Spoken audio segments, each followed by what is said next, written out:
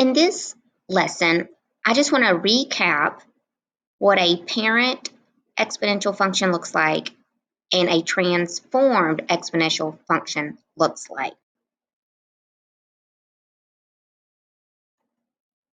So let's start off talking about our basic exponential functions in the form of f of x equals ab to the x. And our parent function is the blue graph, f of x equals 2 to the x. Now let's talk about the parts of this function. Our b value, which is our multiplier, it is the factor, it is the base of our variable x. We have a b value of 2. And when b is greater than 1, our graph is a growth. As we read the graph from left to right, it is going to continuously grow and increase. The a value is the understood 1. When we have the form of f of x equals ab to the x, your a value, in this case 1, is always the y-intercept. And we can see this graph crosses the y-axis at 0, 1. Again, the a value is your y-intercept only in the form of ab to the x. Also, when we have the form of f of x equals ab to the x, our asymptote is always going to be y equals 0, the x-axis. This graph is approaching the x-axis, y equals 0, but it never touches or crosses. Y equals 0 is our asymptote. Our domain is all real numbers. The range, again in the form of ab to the x, is always going to be using the asymptote of 0. So the range approaches 0, so my y value approaches 0, but it does not touch or cross, so 0 is not included. And then the y values in this example continue to positive infinity. Our end behavior is also going to use our asymptote. As x approaches negative infinity, the output, f of x, approaches the asymptote of 0. Then, as x approaches positive infinity, the output, f of x, approaches positive infinity. So when we have our parent function and we have a growth, our y-intercept is always going to be the a value, 0, 1. Our asymptote is going to be y equals 0. Our range is always going to include or use the asymptote, as well as the end behavior. Now let's take a look at a second example. Again, we are still in the form of f of x equals ab to the x. This time our b value is 1/2. Anytime the b value, anytime our b value is between 0 and 1, we have a decay. And you can see on our graph, as we read it from left to right, our graph is decreasing. It is decaying. Our a value is still 1. There's an understood 1. Again, in the form of ab to the x, your y-intercept is always going to be your a value, so 0, 1. Our asymptote, our graph is approaching the y-axis, which is y equals 0, but never reaches or touches. Our domain is all real numbers. The range, the least it can go to 0, but not reaching 0, so we use a parentheses to not include it. And then it continues to positive infinity. Our end behavior, we're going to use the asymptote again, but this time we're going to use it on the other end. As x approaches negative infinity, our output, f of x, approaches positive infinity. Then, on the other side, as x approaches positive infinity, our output, f of x, approaches the asymptote of 0. So the end behavior, excuse me, from a growth function and decay function, the end behaviors flip. In our decay, on the left side of the graph, it approaches positive infinity, continues in the positive direction, and then as we go to the right, it approaches our asymptote. Where when we had a growth on the left side of the graph, the end approached our asymptote of 0, and on the right side, it approached positive infinity. But see the similarities in both of these. They have the same asymptote, they have the same y-intercept, our domain and range are the same, and the end behavior is just flip-flopped. Now let's take a look when our a is not 1. So again, you see our parent function in the blue, so I'm looking at the left side here. And when our a value, when a is greater than 1, our graph increased even quicker. So it stretched, all the points were stretched up. It's kind of like slope in a linear function. The greater your slope, the steeper the line. That's the same idea here.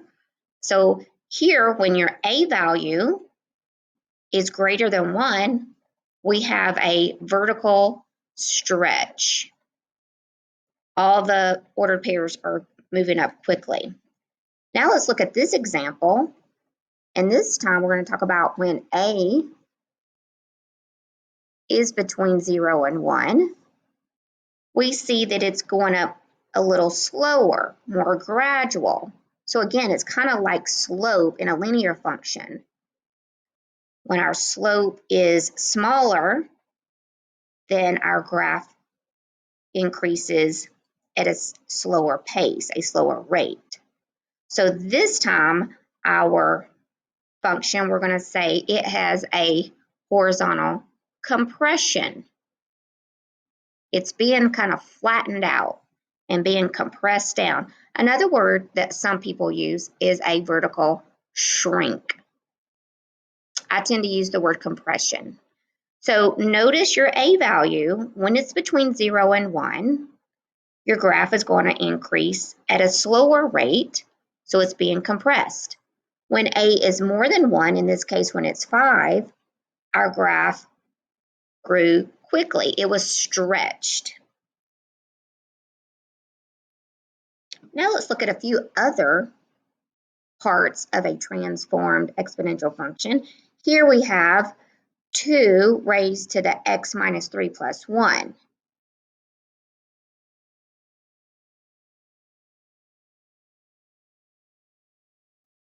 So here's all the parts of a transformed exponential function.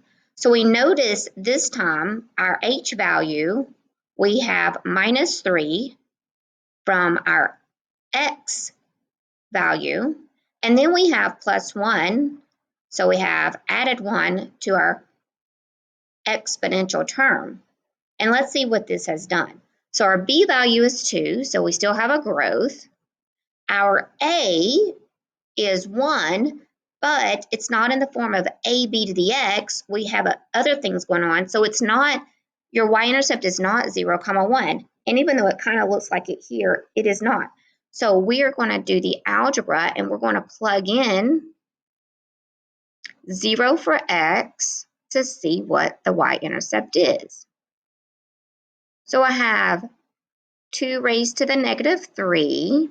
So 2 to the negative third really is, I want to reciprocate the 2 because I have a negative exponent. So that's going to give me 1 over 2 to the third, which is 8, and then plus 1. So my y-intercept is 0, 1 and 1/8. And you can see it's just right above the 1 here. So be careful And when you're being asked to find the y-intercept of a transformed exponential, when you have shifted left, right, or up or down, you must plug in 0 if it's not obvious on your graph, or if you're not even given a graph. You must plug in 0 and then use order of operations.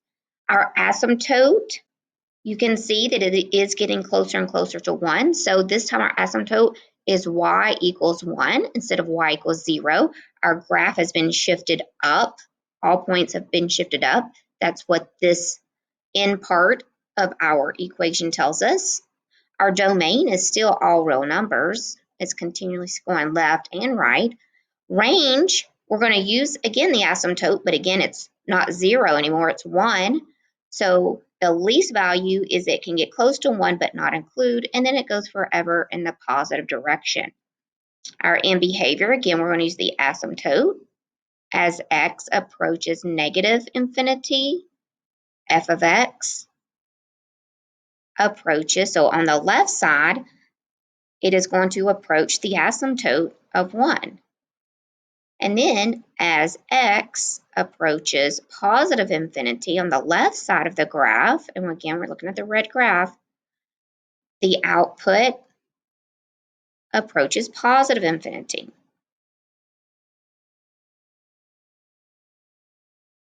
Let's do one more.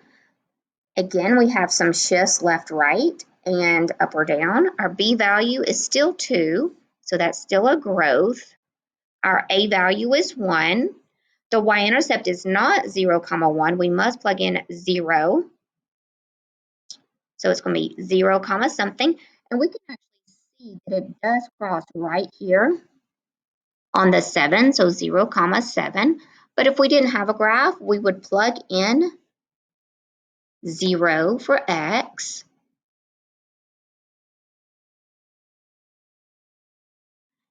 So we have 2 to the third, and then minus 1. 2 to the third is 8, and 8 minus 1 is 7. So it was 0, 7. Our asymptote, you can see down here, it's approaching the negative 1, which is this part of our equation. So the asymptote, let's write that as an equation, not a point, it's a line. So we represent lines with equations. And our horizontal line is going to be y equals negative 1. Again, that comes from this part of the equation here. Our domain, again, is all real numbers. The range, it can go down and come close to our asymptote of negative 1, but does not reach it, and then it continues forever up. And the end behavior. So as x approaches negative infinity, so on the left side of our graph, it is approaching our asymptote of negative 1. And then so that was the left side. So on the right side, as x approaches positive infinity, f of x approaches positive infinity. Okay, let's just go through the parts real quickly of the transformations of exponential function. So our a value can do two things. We just talked about if the a, and if it's negative, you just disregard it when you're talking about a stretch or a compression. When a is more than 1, it's a stretch. It's growing real quickly. When it's between 0 and 1, like 1/2, 1/3, then it's being compressed and it goes up more gradually. When your a is negative, it's been reflected. It's a vertical reflection. Your k value, if it's plus 3, then it shifted up 3. If it's minus 3, it shifted down. So it is what it says it is. If it's adding a value, it's shifting up. If it's subtracting, it's shifting down. Now, however, our horizontal shift, left and right, is the opposite of what you would think because we have subtraction in this formula.